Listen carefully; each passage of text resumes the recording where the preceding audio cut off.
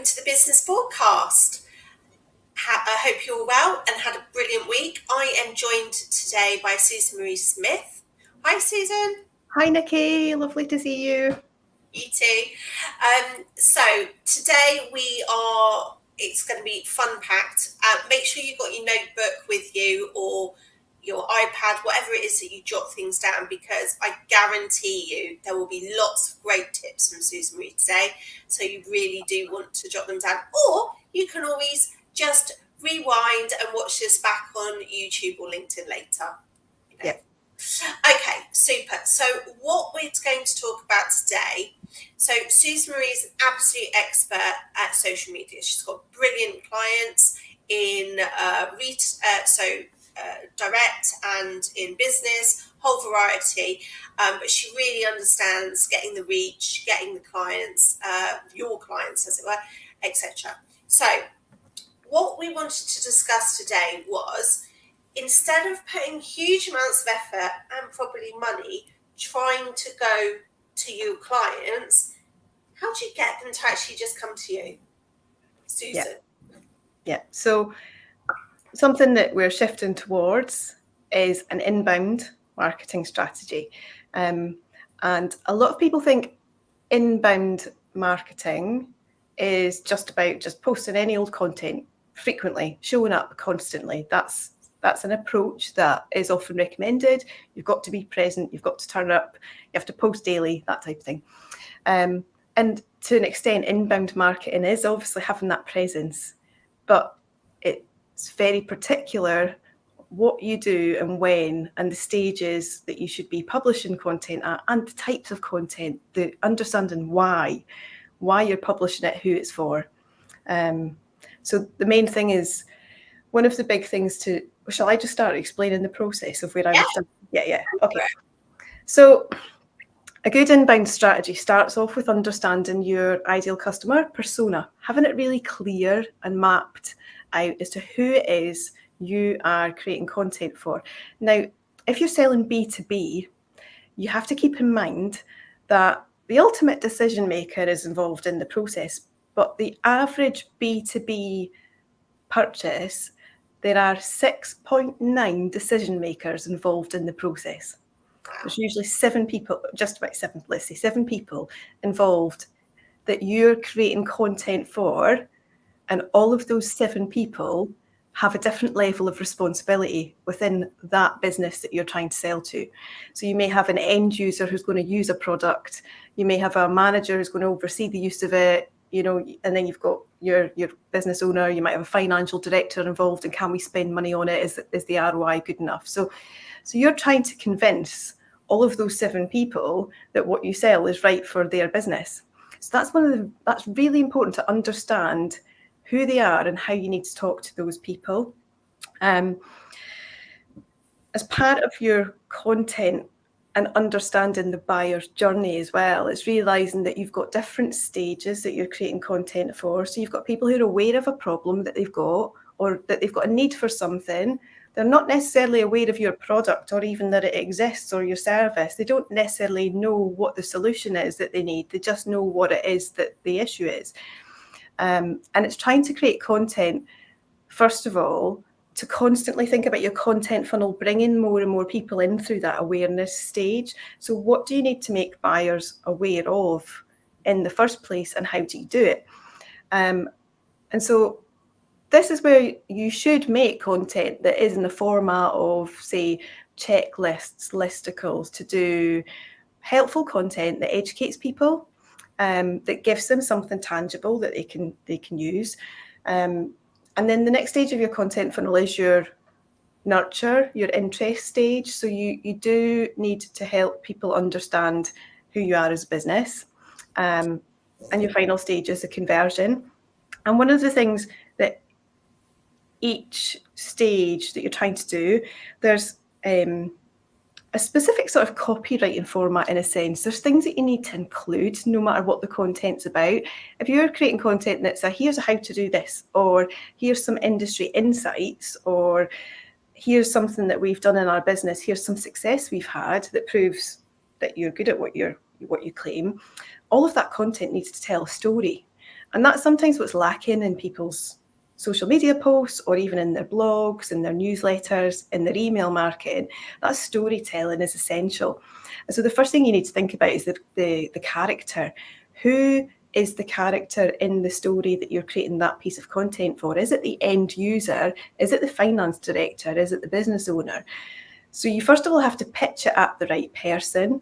And then you're also having to think about what is it that that specific person wants, because what the finance director wants and what the end user wants might be two totally different things. So you'd have to create different content for each of those people. So it's what do they want? And you have to talk about that in their language. And then you also have to look at what obstacles they've got, like what's in their way, what's stopping them getting that thing that they want. And then you talk about how your solution gets them what they want.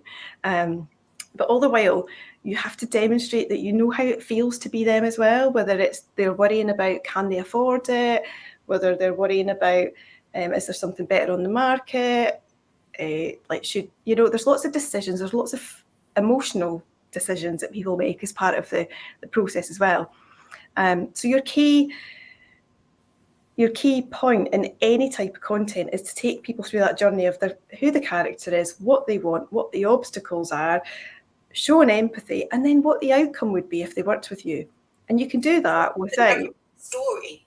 Yeah, and you can do that without saying click the link in our bio or head to our website, or it's just show, and that's where case studies and that type of content come in. So it's really important to really understand who each of the buyers are, who's the message pitched at, who do you want to bring in, and who's the easiest person to get in front of to start talking to, who can then do the rest of the work for you. Who should you connect with?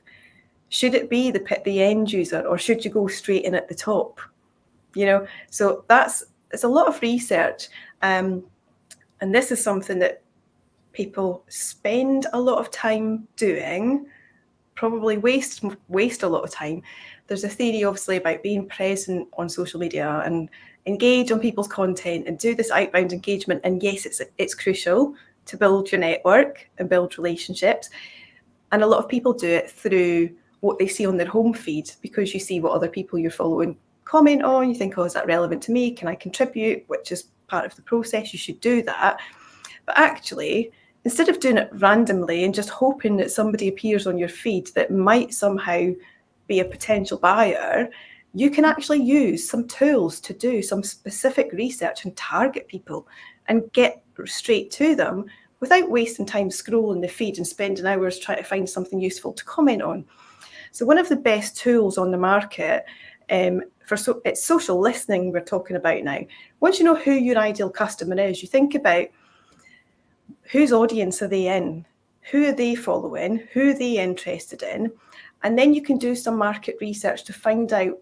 You can find that out. If you don't know where they're spending their time, you can actually use a tool called SparkToro. That's one tool. SparkToro. Yeah, SparkToro. It's a website. They've got a free option. They've got a subscription option.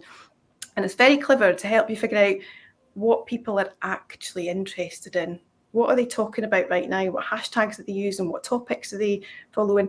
So if you know you want to target a particular sector or industry because that's your ideal client, you can then do some research on what people actually are talking about in that industry, find out who they're following, and then find them that way. So you can get direct to the right place to meet them where they're at, rather than the hope of randomly finding leads on your home feed, for example. So this is like really moving your creative marketing from an art more into being a science, isn't it? By doing it this way, doing the research, being strategic. It makes it much more. Hopefully, it should really optimize your time and your cost and everything by doing it this way. Yeah. Okay.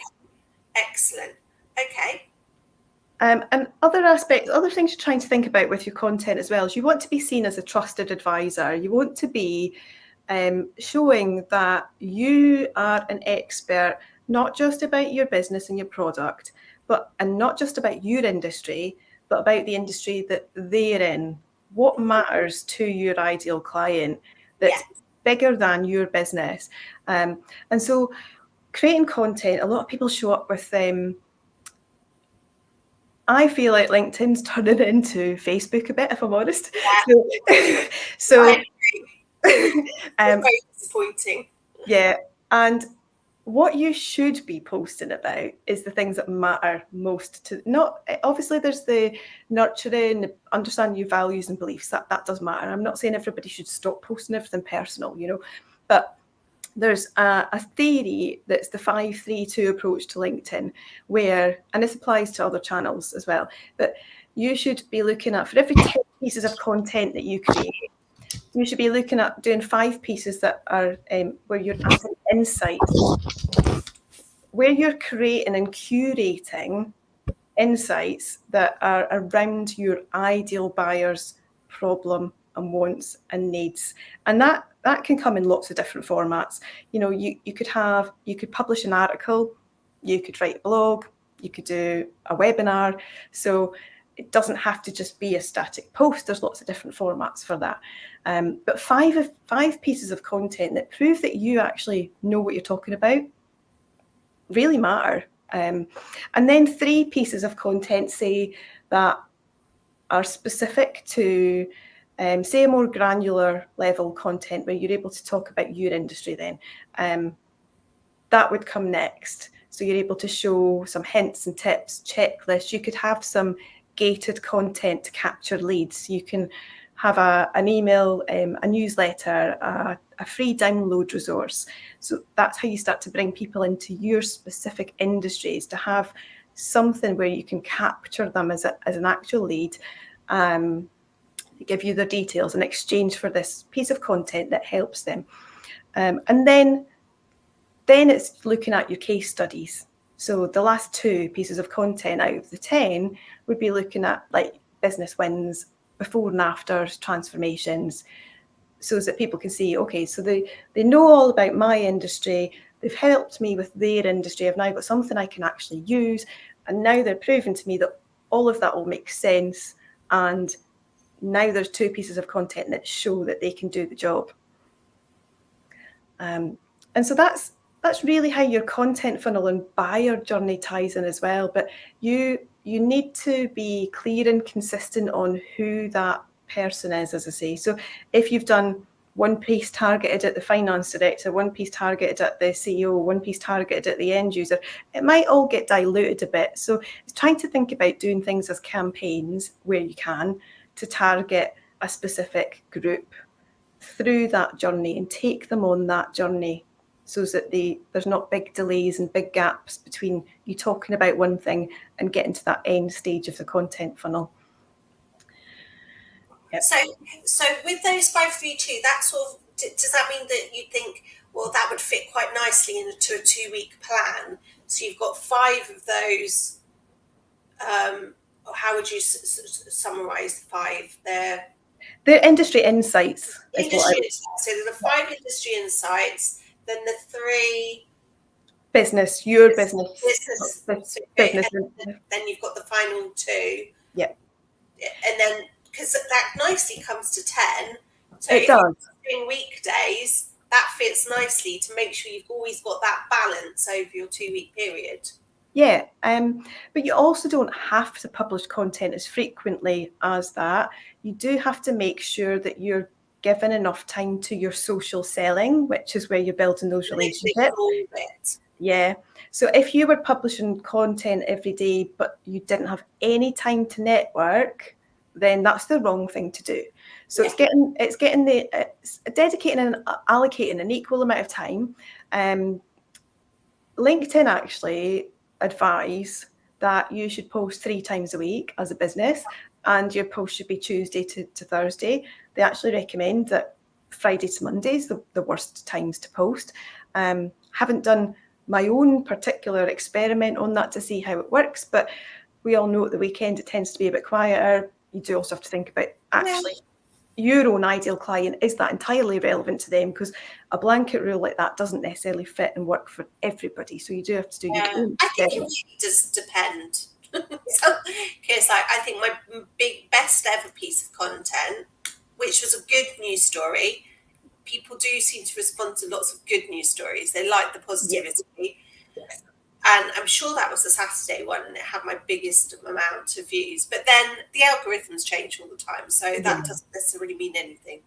No, exactly. So I think you have to experiment on that. But three times a week is enough. You don't need to saturate the feed with noise. This is what I see. I scroll and I just think, oh, noise. So, the first thing that someone should see when they look at a post is there's something in this for me and it's specific to me.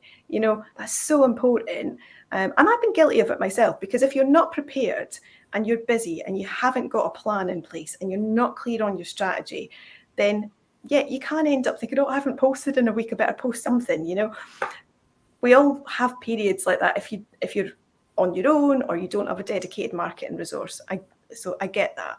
Yeah. But if you can just map out some kind of structure to help you and just think, for 3 months we're going to target this audience, see how it goes, measure it. And something else that's really useful to use is LinkedIn Sales Navigator, which I'm just learning. Haven't been an active user of it before, but that's got a built-in function. It's almost like a CRM. That's how you get those in-mail messages where somebody knows exactly who you are, what your job is, what your role is, but you also notice you haven't had any profile views. The person hasn't been on your profile. How did they know who you were?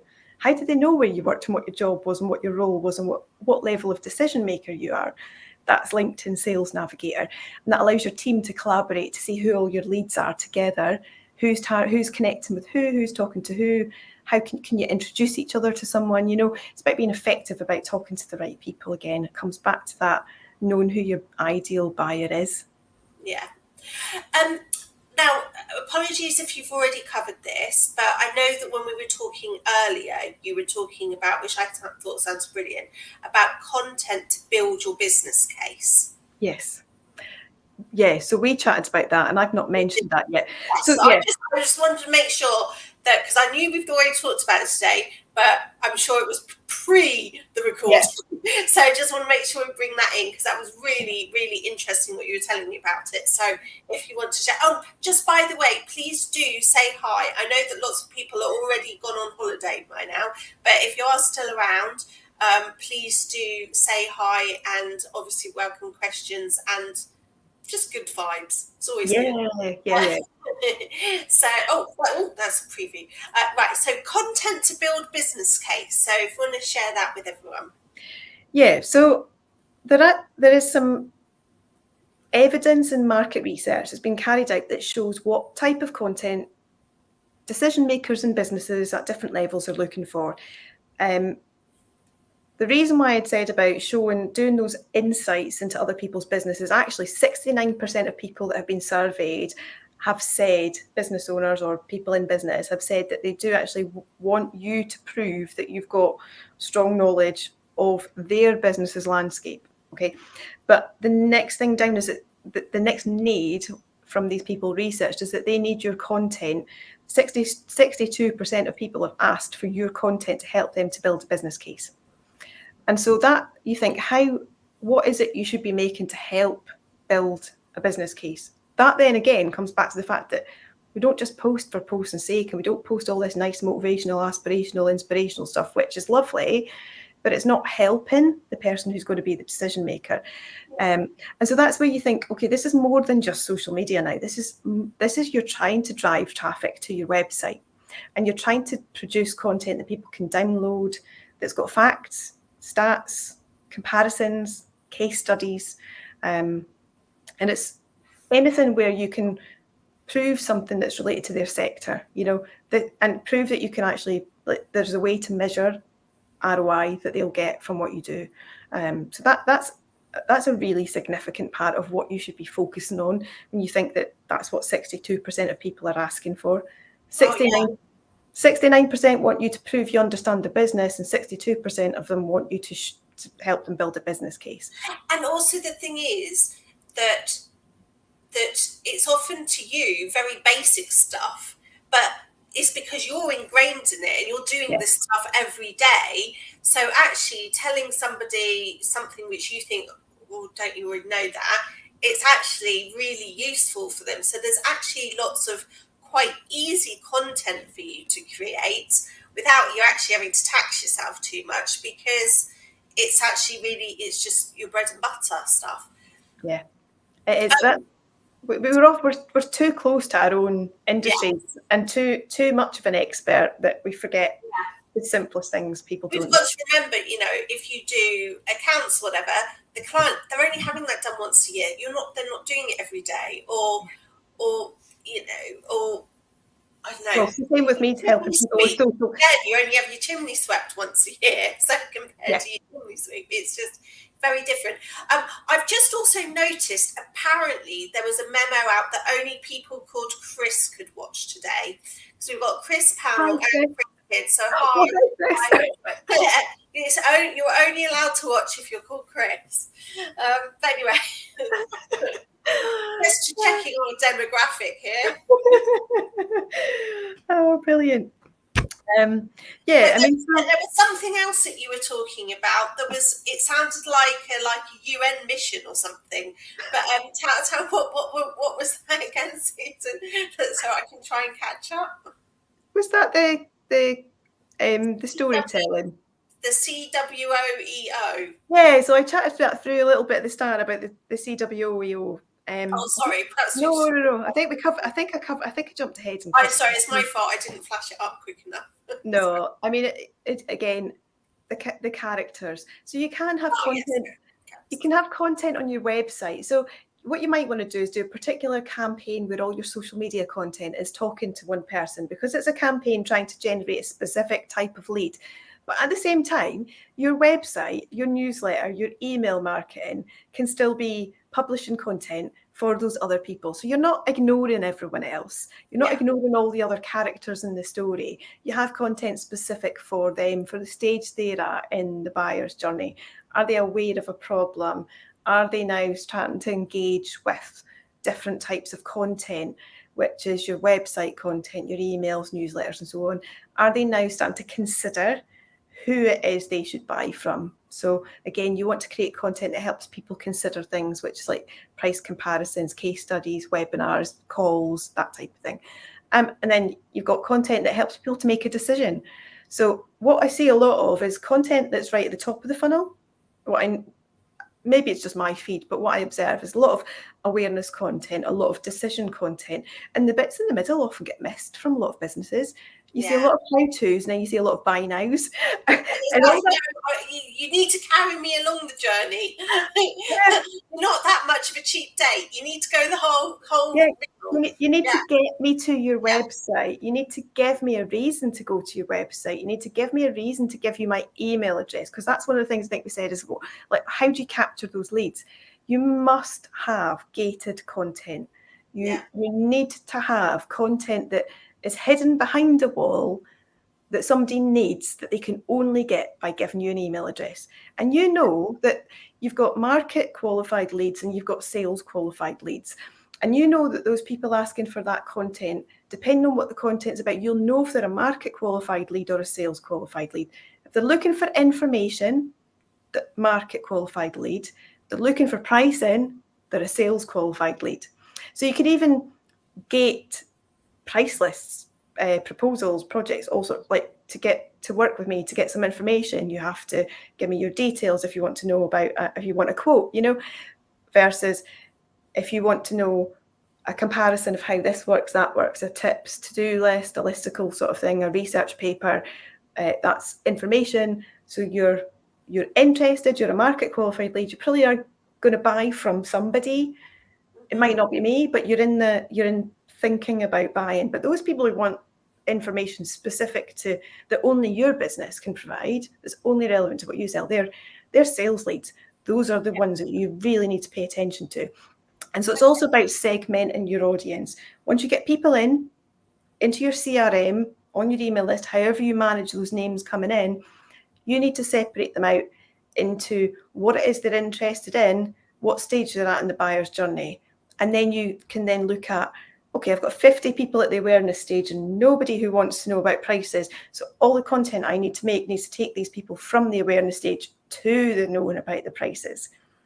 So it's looking at the proportions of people in different segments of your audience. Okay, so we're running out of time, so we're going to go and do top tips next. We're obviously going to welcome, well done, Chris Davies, another Chris that got the memo, so well done.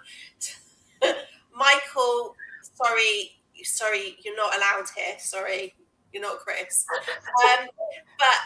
But anyway, we're going to go through top tips. Any questions you have on social media, on getting marketing, getting your message out there, strategy, any types of the social media, whether it's Instagram, LinkedIn, Twitter, and the 20 million. TikTok, whatever. Yeah. TikTok. Do pop your questions in, and we will try and cover as many questions as we can right at the end.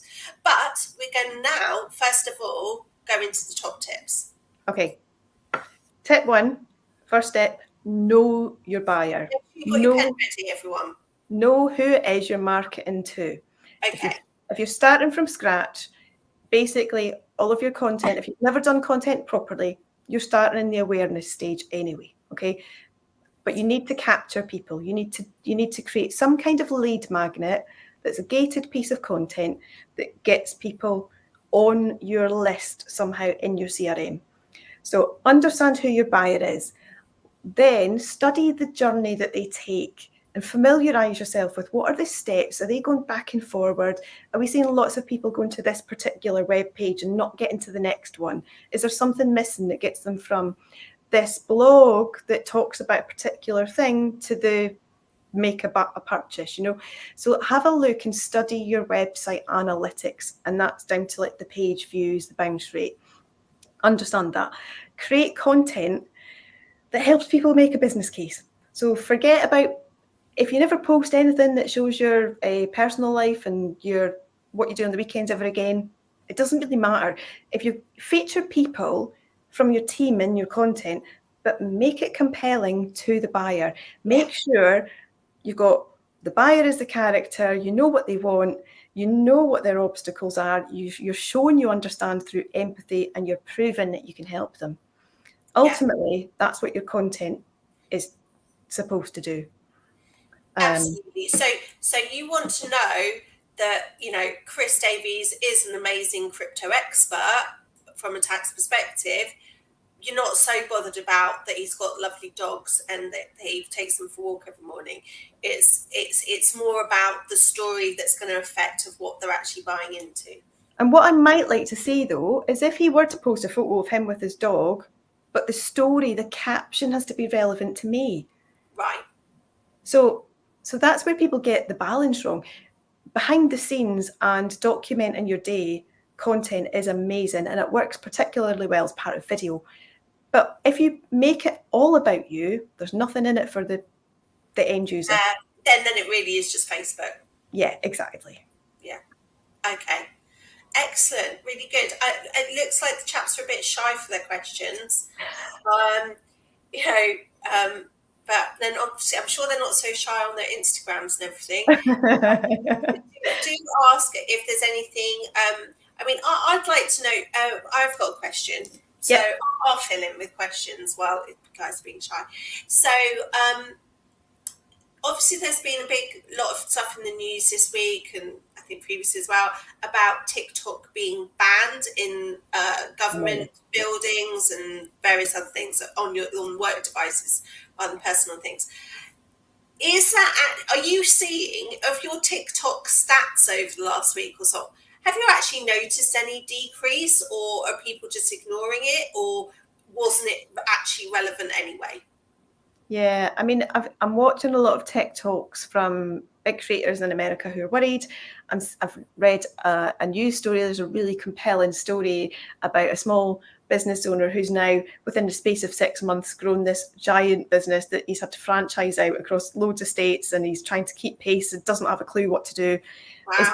His business was failing, and 6 months later, it's exploded, and all he's done is a TikTok strategy. He's engaged with his TikTok expert, and it's so you said that by us now doing our strategy, by Christmas I'm going to be just sitting on the Caribbean beach. Is that what we're saying? I think you'd be working even harder to keep up with the pace at which everything happens. But that would be the dream. Definitely won't have time for a holiday. No, that's the thing, you wouldn't. So I think, I don't know how, obviously we don't know how it's going to go. There's a lot of worry, a lot of big businesses that have We haven't seen stats that have shown anything as yet. Not yet, no. Michael's not been shy. He's asked a question, and I do have another question after this one as well. Michael's saying, why only Tuesday to Thursday for LinkedIn? I think be careful on the words that you use now, Susan. Okay. So the research just shows that's when you've got the most active users. So if you're publishing 5 days a week and you're able to network and do that social selling as well, as I said earlier, I'm a big advocate for sprint content where you do stay top of mind by being there all of the time, as long as it meets the criteria we've discussed. But if you don't have the time to do all of that, the priority is to get the balance right. And to get the balance right, for people to see your content, more people will see it Tuesday to Thursday, purely because that's when there's more active users on the channel. Yeah. So you can do your publishing Tuesday to Thursday. I'm just thinking, people are probably just too busy on a Monday when they go into work on a Monday. They've got they've just got to get on with their work. And then Friday, they're wrapping up the week. They're finishing. Or they're catching up on the things that they haven't finished, so their head's down or they've given up for the week. So yeah. So I think the way I would approach it, if I didn't have the time to do inbound and outbound every day, I would publish Tuesday to Thursday and I would do my outbound Monday and Friday. I'd dedicate my tea break, my pit stops, my travel time. I'd sit and think, right, I'm going to target my ideal client through to chatting to them on their content. Okay. Brilliant. We've got another question, another Chris question. Chris Panel, how's best to contact you for consultation? Would that be LinkedIn? Nikki or me? I'm assuming he means you. He knows where to find me, Christoph, that Chris P does. So as I've discussed about capturing leads, having a CRM, working out this focus, I've got a contact form in my bio that you fill in. So there's just a link there. Top one says contact me here, pulls you straight into my CRM. So I now know exactly who you are and what you need. Brilliant. Nice. Okay, I'm just going to do a very quick last thing on, I've just got a nagging thing that I keep thinking about and what I think, I must ask you. So you're here, so I'm going to ask you. On Instagram, you've now got posts, reels, and stories. Yeah. Now, do people really look at stories unless they're... So this is a multi-layer question. With the stories, do only really people look at the stories if they're already linked to you, if they're already a follower? So it's all just about the big influencers making sure they've got great things in their stories. Yeah. So, and also, what now is really the difference between a reel and a post? Yeah. I mean, the reels, if you're producing talking reels, then that's the same essentially as what you would be putting in a post. So you're just thinking about the same format that we've discussed here for LinkedIn works everywhere on every channel, that customers want empathy, showing that you understand what they need. That's what talking reels would be. Talking reels can reach lots more people than a static post can because all channels favour video content, so they push it out further. But it's essentially going to deliver on the same objective. You have to just bear in mind that 80% of social media users watch video content with the sound off. So you have to make sure your message is super clear. That's why so many people put the captions up on now. Yeah. Actually, so going off topic, as you and I do, also apparently a majority of younger viewers of TV, etc. now, generally always watch with subtitles, which apparently is a good thing for your mind and everything as well. But it's just so don't be afraid of having subtitles because the younger viewers like it.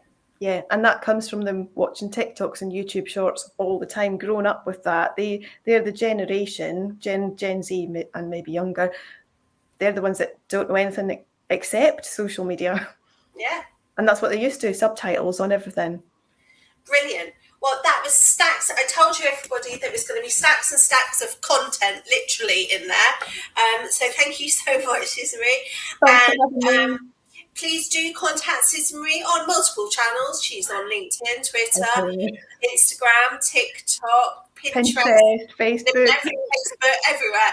Wherever you can think of, she'll be there somewhere. So do feel free to reach out to her, ask her useful questions, and she's absolutely brilliant. Hence why I think it's your third time on here, because it's Yeah, it is. Yeah, third yeah. Friday appearance. Excellent. Anyway, have a lovely weekend, everybody. Thank you for joining us, and look forward to seeing you all not next week, because next week is Good Friday, and you should hopefully be just thinking, no, I can't eat my Easter eggs yet. You have to wait to Sunday. But we'll see you in 2 weeks' time. So bye for now. Thank you. Bye, everyone.